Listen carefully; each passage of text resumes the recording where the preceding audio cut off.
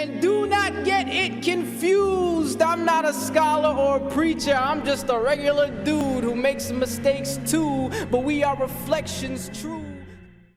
अला इन्नहु फी बहरी शामी और बहरी यमन। अब आप सल्लल्लाहु अलैहि वसल्लम उसकी जगह बता रहे हैं कि वो किस जजीरे पर था।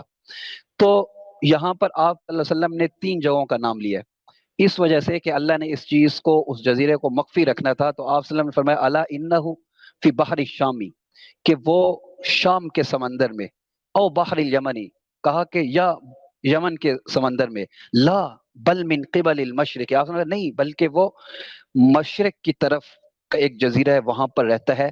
मा हुआ मिन क़िबलिल मशरिक, मा हुआ मिन क़िबलिल मशरिक, मा हुआ 3 मरतबा आप सल्लल्लाहु अलैहि वसल्लम ने इसको फरमाया। व औ मा बियदिही लल मशरिक, फिर अपने हाथ से मशरिक की तरफ इशारा करके कहा कि हाँ उस जजीरे में, मशरिक की तरफ जजीरा है, वहां पर ये दज्जाल रहता है। तो ये पूरी एक हदीस है जो हजरत तमीम दारी रजी अल्लाह ताला अन्हु ने अल्लाह के नबी सल्लल्लाहु अलैहि वसल्लम को इस बारे में आकर बताई है, और ये आप सल्लल्लाहु अलैहि वसल्लम ने मिंबर पे खड़े होकर इस हदीस को बयान किया। ठीक है, जज़ाकल्लाह मुफ्ती साहब डिटेल से हदीस बयान करने का, इसका बैकग्राउंड बताने का।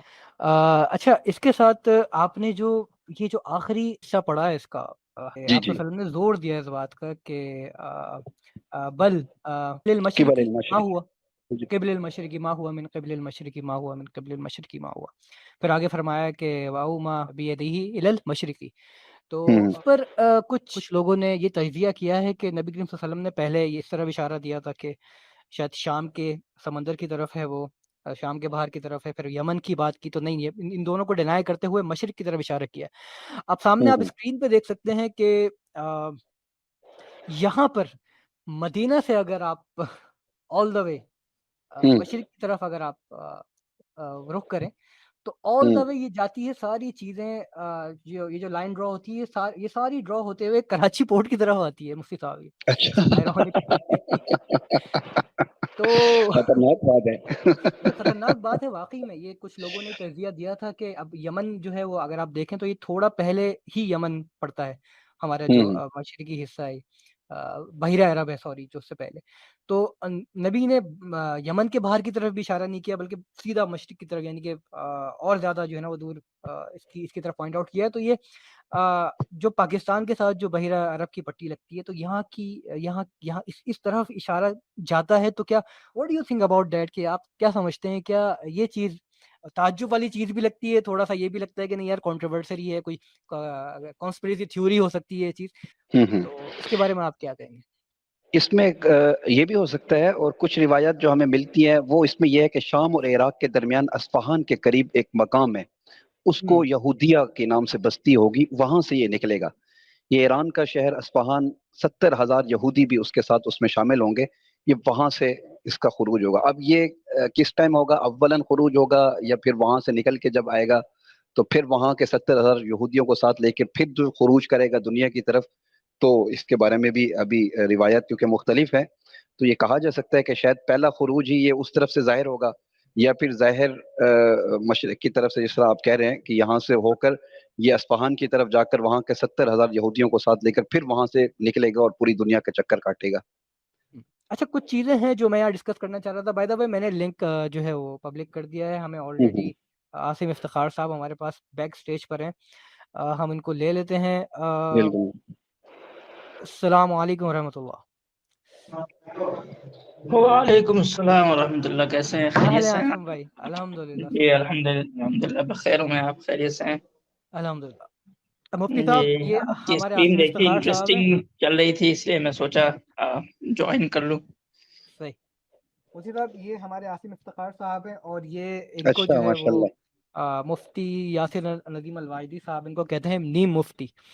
और अच्छा। उसकी वजह ये, मैंने मुफ्ती यासिर का नाम इसलिए लिया है ताकि आप कहीं ये ना समझे कि वो नीम हकीम खतरा जान, नीम मुफ्ती खतरा ईमान।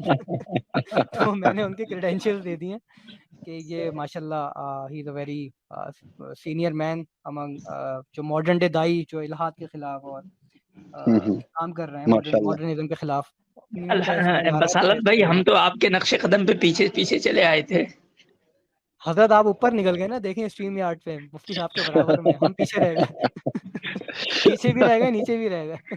अब बसालत भाई, हम आगे निकल जाए या पीछे रहे, अब जितनी नेकी है उसमें तो आपका भी हिस्सा लग रहा है। اللہ نہیں تعالیٰ بصیرت قبول بصالت فرمائے، بھائی تو اللہ ہم تعالیٰ دونوں کو قبول ہولڈ کر رہے ہیں. اللہ تعالیٰ قبول فرمائے.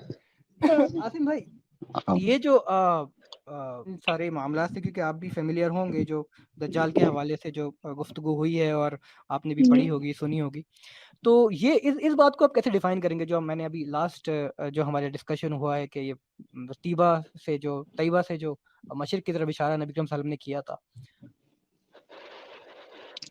جی بصالت بھائی اس میں جو مطلب میرا جو اپنا نقطہ نظر ہے یعنی کہ اللہ کے نبی صلی اللہ علیہ وسلم نے جو بھی چیزیں یعنی کہ سمجھیں کہ ایز اے نشانی کے بدلائی ہیں قیامت کی نشانیوں کے متعلق، تو میں اس کو ایز اٹ از ہی لیتا ہوں اور اس کے بارے میں اپنی تحقیقات کی جا سکتی ہیں، لیکن حتمی طور پہ کسی بھی رائے پہ پہنچنا تو ممکن نہیں ہے کہ واقعتاً اللہ کے نبی صلی اللہ علیہ وسلم نے جو پیشن گوئیاں کی ہیں وہ آج کے یا کسی بھی زمانے میں کس طریقے سے وہ رونما ہوں گی، اس کو مطلب ایک ریلیٹ کر سکتے ہیں کہ ایک اجتہادی طور پہ ہم اس کو ریلیٹ کر کے دیکھ سکتے ہیں، لیکن جو حدیث میں جتنی تفاصیل آئی ہیں ہمیں اتنی تفاصیل کو تو ایز اٹ از لینا چاہیے، اور باقی جو ہماری اپنی تفصیلات ہیں اس پہ مطلب ہمیں نہ تو اصرار کرنا چاہیے اور نہ تو ہمیں اس کو بہت بڑھا چڑھا کے پیش کرنا چاہیے.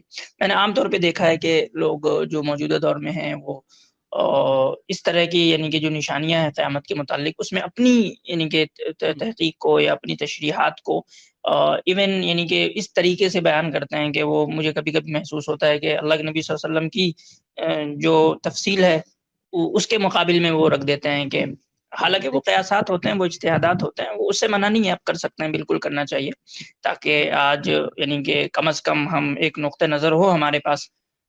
مثال کے طور پہ سمجھیں کہ دجال کے خروج کو لے کر کے 10 الگ الگ تحقیقات ہیں، تو ایٹ لیسٹ ہمارے پاس کچھ تو ہے کہ ہم جس سے اویئر ہو سکیں، ہم ایک پریونٹیو میزرز کے طور پہ ہم کچھ چیزوں کو دیکھ سکیں، کر سکیں.